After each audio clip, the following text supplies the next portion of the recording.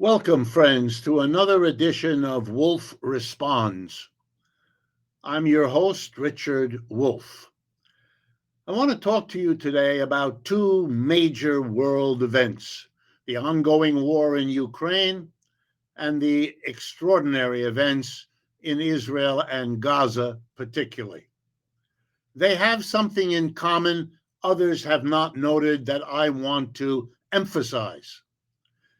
They are both products in good bit of terrible miscalculations made by the United States government. I'm not talking about calculations, good and bad, made by other governments, Russia, Ukraine, Israel, Palestine, and so on. I'm talking about miscalculations made by the United States because our leaders and a great deal of our media don't seem to want to face a changed world reality. And what is that reality? It's the end of the American empire. It's a decline of American capitalism. On one hand, it was inevitable. The United States emerged from World War II the top dog. All the potential competitors, Britain, France, Germany, Japan, Russia, were destroyed in the war. The United States emerged, and for the rest of the 20th century was the absolute number one economic power in the world. We got used to it. It's not surprising, but it's over. There is now a real competitor.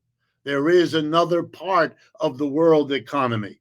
It's called China and its allies, also known as the BRICS, versus the United States and our allies known as the G7.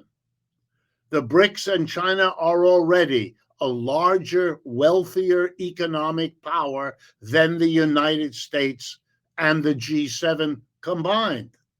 That is a world-changing reorganization of the world.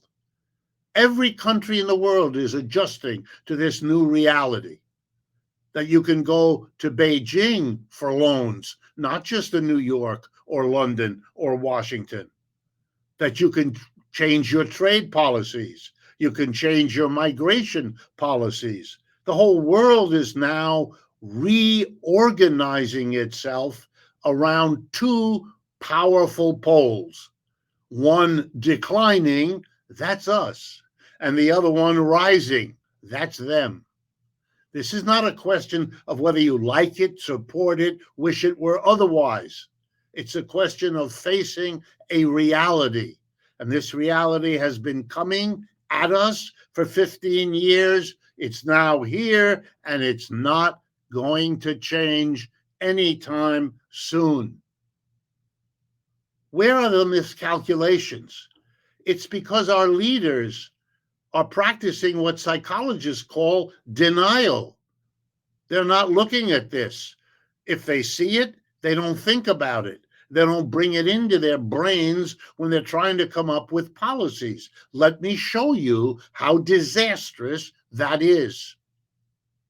When the war begins between Ukraine, and Russia, the United States believes, and our leaders tell us, it'll be short. Russia's bigger, yeah, but the whole West, led by the United States, is going to support Ukraine, and that's going to turn the tables. Russian ruble will collapse. Russia will be falling to its economic knees, and all the rest. None of it happened. It's not true. It wasn't true then. Why not? Because leaders in the United States and Western Europe miscalculated.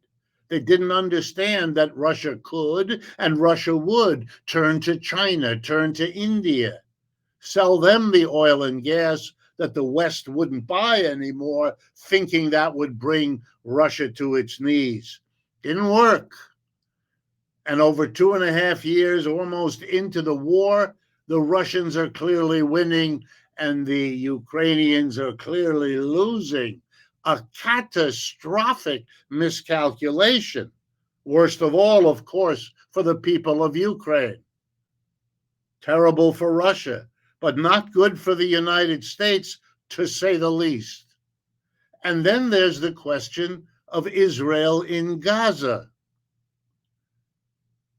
We now have a decision of the International Court of Justice that the leader in Israel, Benjamin Netanyahu, and the defense minister are war criminals who have arrest warrants to be issued against them.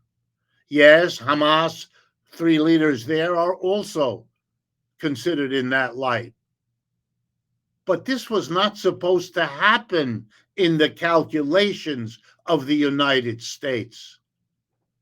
They thought that the kind of support Israel had been able to count on would always be there, that the rest of the world would look the other way, as it mostly has since Israel began in 1948. They miscalculated.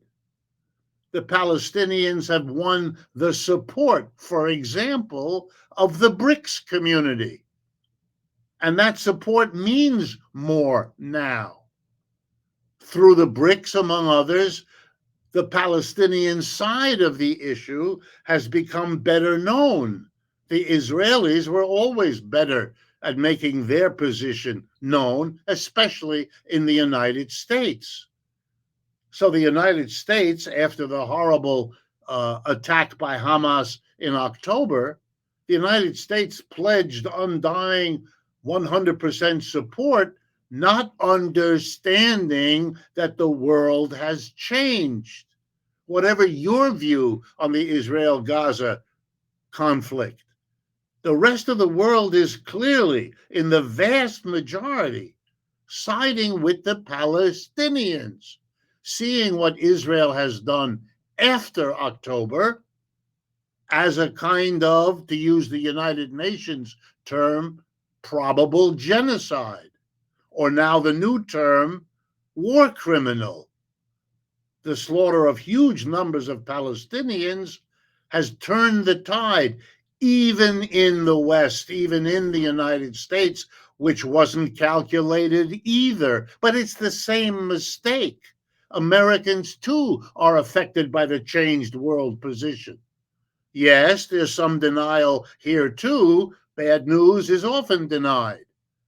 But there are level-headed people who see what's going on, and the continued refusal to understand the change in the world, to pretend you can reverse that, to pretend you can undo the history, is naive and misguided. But worst of all, it leads to terrible miscalculations that will come back to, and already do, haunt the United States in ways that should alert us all. It's time to talk about, to face, and to deal honestly with the decline of the American empire, which is there following the decline of every other empire that the world has ever seen. You don't handle a declining empire by pretending that it isn't there. Thank you. This is Richard Wolff, reminding you that if you support interventions like this, please donate. Our website, democracyatwork.info, is the easiest way to do that. Thank you.